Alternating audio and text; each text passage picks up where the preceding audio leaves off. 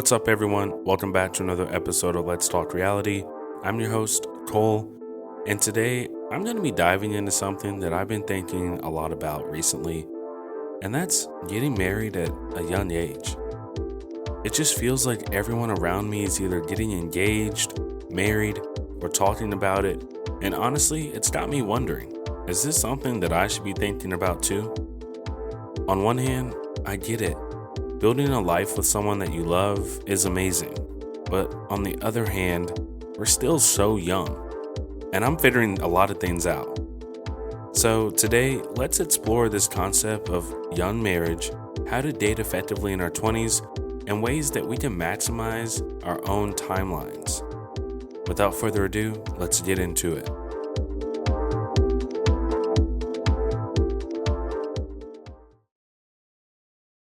I gotta be honest, please pray for me after this episode.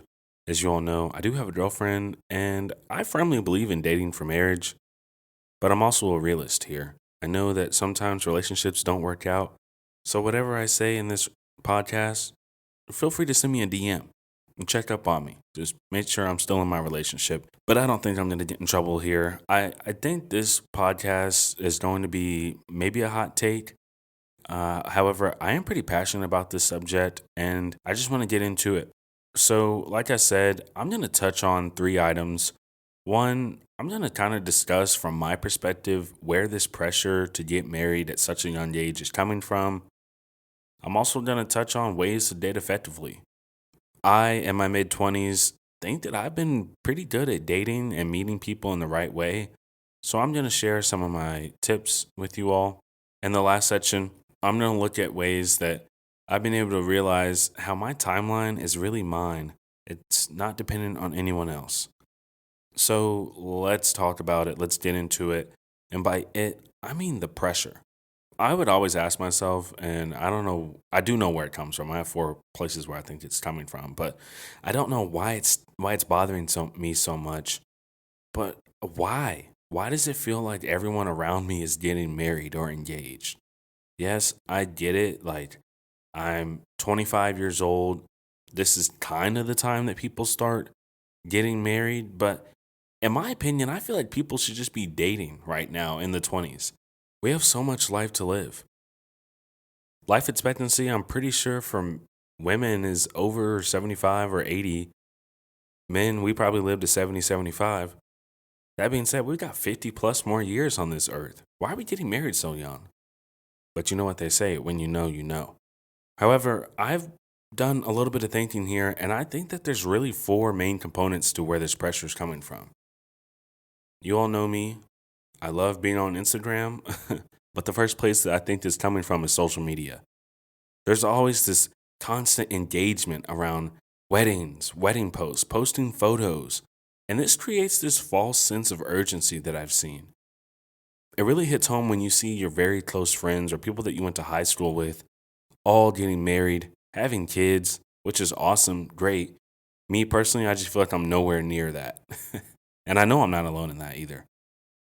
But with this social media comes this highlight reel culture that makes it seem like everyone has their life figured out.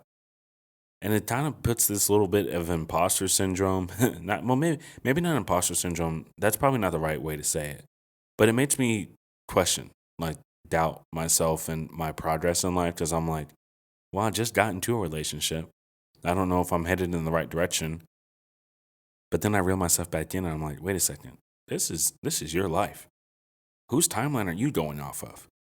I'll save that for later in the episode. But this first pressure point, I think, really does come from social media. And then you add in the family.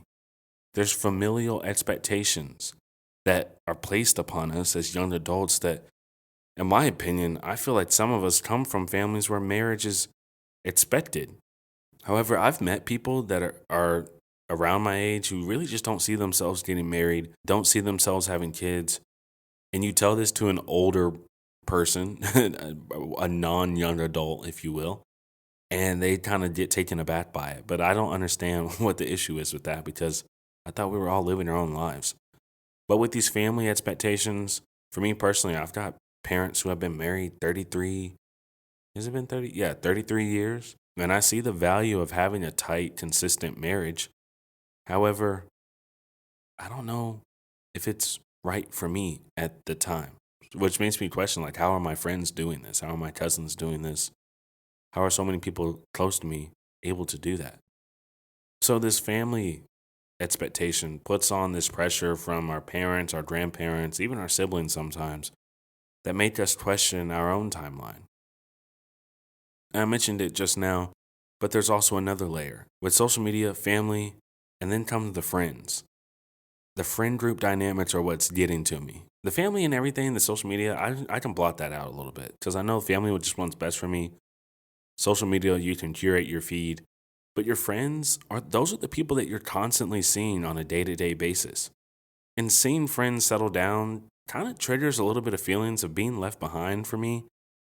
Not in a bad way, but I'll say it again. It just makes me question, like, how are people doing this? And the more I thought about it, I started to realize that there's got to be some reality check here.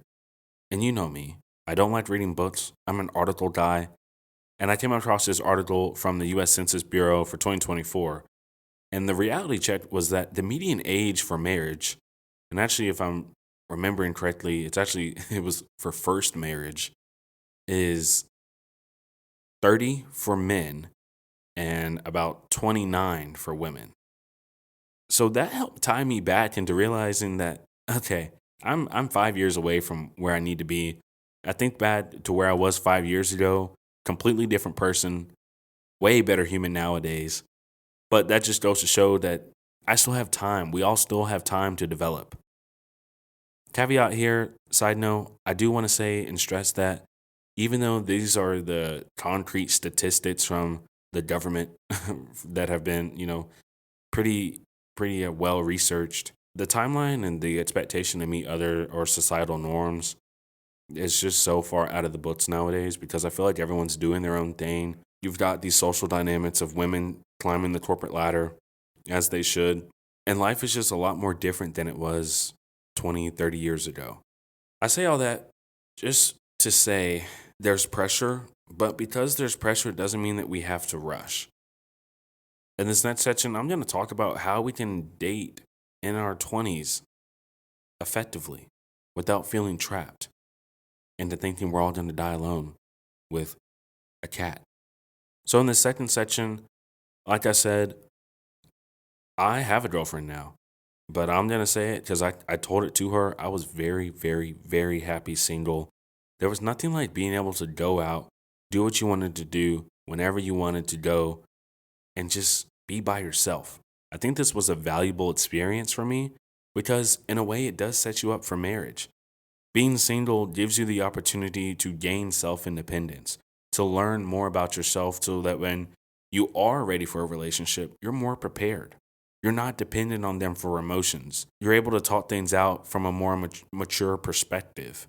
Fast forward a year and a half or so, I started getting back onto the dating scene, and I held myself to just 3 or 4 standards that I think helped me lock down, in my opinion, the yin to my yang, the yin to my yang, however it's said. And the first tip that I want to share with you all is that I knew my values before going into dating my girlfriend, my current girlfriend now. I knew my core values and what my non-negotiables were. This was so critical because I didn't go in blind. I didn't have this settling mindset that I was like, well, if she doesn't check this box, then it's over. Sure, no one's gonna check all your boxes, but there are a set of core values that I have that if you don't align with those, we're not the right person. For example, I'm big on spontaneity. I like getting out, traveling, and just maximizing life. I sometimes can be a homebody, but most of the time I'd like to explore. If my girlfriend didn't want to explore, she didn't have that ambition to get out and about, we were not gonna mesh well.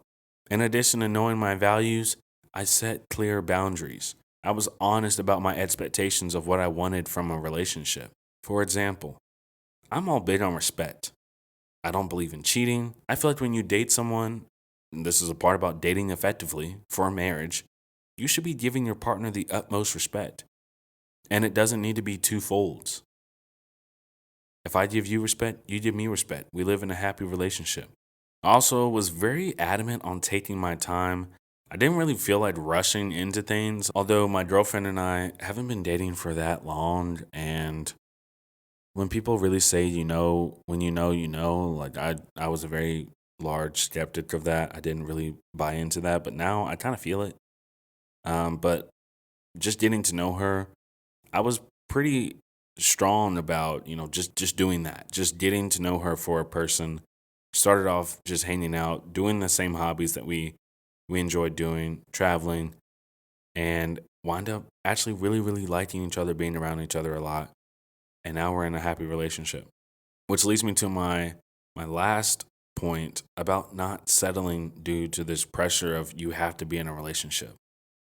I found myself in this bucket a couple times with situationships just because you be that one friend in the friend group that is going out and everyone else has a partner. Everyone else is going, it's like you're on a triple date, but you're the what is it? You're the fifth wheel instead or whatever. Because you don't have anyone there. So I would just get into situationships and I'm like, I don't really like this person, but it's still someone I can bring to the function. That settling just makes everything worse. At the end of the day, situationship is more superficial than an actual relationship. And you're left home alone feeling just as bad as you were if they weren't with you.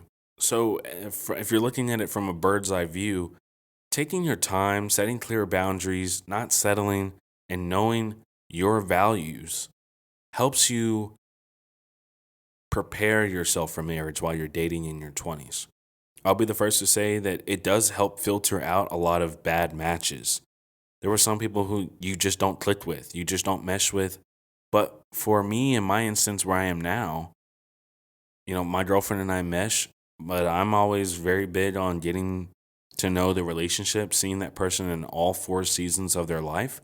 And doing that allows you to see whether or not, you can really live a lifetime with this person. Me personally, I told my girlfriend this. I thought it was so funny, and I think she kind of agrees. So I'm just going to go ahead and say it. You should get to know a person 2 to 4 years before getting engaged or married, just because I think that gives you enough time to see. I mean, not to say I wish this, but it gives you the time to see the person at their lowest, at their highest. It gives you the time to gain trust in them, for them to gain trust in you. And I feel like that's what helps long lasting marriages. When you have this solid foundation of where you all started. Now, I didn't want to succumb to confirmation bias or just looking up stuff to prove my point. I'm doing air quotes here with prove. But there is this one study from eHarmony, the dating website, that stated that couples who date for 3+ years before marriage are less likely to divorce.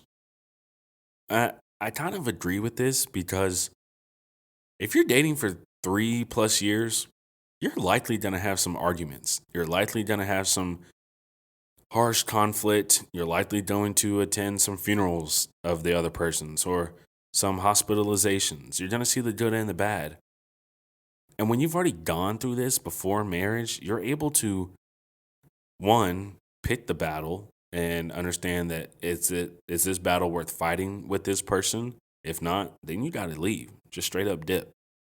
But also, you're able to notice that, sure, we got through all this bad stuff. Marriage is just the same, if not more, commitment, right? It's more commitment than a relationship. And you're sticking with that person the rest of your life. So I kind of like that from eHarmony because I do think it is true. I feel like the more time you spend with someone before marriage, you're able to know them a lot better. You're able to navigate tough situations a lot better as well. So now that we know how to date effectively without rushing, what do we do if you still feel like you're behind because everyone else is getting married? Well, here's the thing, your 20s are yours. I'm going to say it again. Your 20s are yours. Your 20s are yours. Your 20s are yours. And no one else can tell you when you should or shouldn't be ready for marriage. This all ties into knowing that life is not a race. Everyone's timeline looks different. For me, I've noticed that my closest friends in college, There were 5 of us: Oscar, Carly, Jovita, and Sam. Don't know if you're listening, but I hope you are. Hey, how's it going? We don't talk that much anymore, which kind of sucks, but it's because we're all in this grind of setting ourselves up for success in our future. For some, they're still in professional school. For others, they just got out of professional school. Now they're starting their career. For me, I didn't go to professional school. Instead, I went to business school and got a degree, and I've been going on 3 years in my career now. So we're all at different stages of life. We're all at different romantic stages. I'm in a fairly new relationship. A couple other people are in pretty long-term relationships. And it just gives me a little bit of perspective in knowing that everyone's on a different path. Everyone has a unique path that allows them to achieve their definition of success, and that's okay.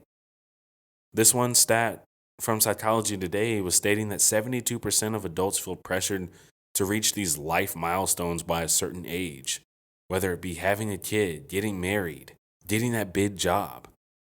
I don't understand why that's such a big deal for people. I guess for me, now that I've been able to do a little bit of research this past week or so, I've been able to reflect on the people in my life, my closest friends who I don't see that much anymore, but we still plan outings to hang out. This pressure just isn't real because it's only there because of societal norms that we've had. But at the end of the day, societal norms are not realistic. Everyone is different. We're all doing different things. So as I've been able to think about that, I've noticed that my 20s, and I think it's pretty similar with you, are all about these 3 things, right? The first, I'm focusing on professional growth and personal growth. I'm trying to prioritize my self-discovery and learn a little bit more about myself. And this comes with dating a new person who used to live halfway across the country. This comes from embarking on new friendships, stepping out of my comfort zone at work, and even spending more time with family. I'm also being a little bit more cognizant of how I'm comparing myself to others.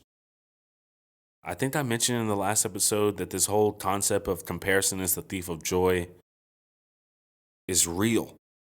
Why am I letting social media dictate my life goals? Why do I let society dictate my life goals when I know that just doesn't fit for me?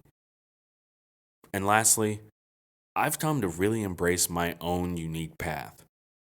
I, like many of my other friends, have embarked on this one journey that's really fit for me. It doesn't fit anyone else's timeline, and I'm okay with that. As long as I've got the will, there's a way to get it done. There's a will to succeed. There's a way to succeed. And that's what I'm all about. So to wrap this all up, whether you're single, you're dating, or you're thinking about marriage, your journey is yours to shape. It's no one else's. I do encourage that if you are dating in your 20s, which you should be dating for marriage. Date effectively. Stop wasting other people's time, and most importantly, stop wasting your time and take back your own journey. Anywho, that's all I got for you today. I'll catch you next week. Peace out.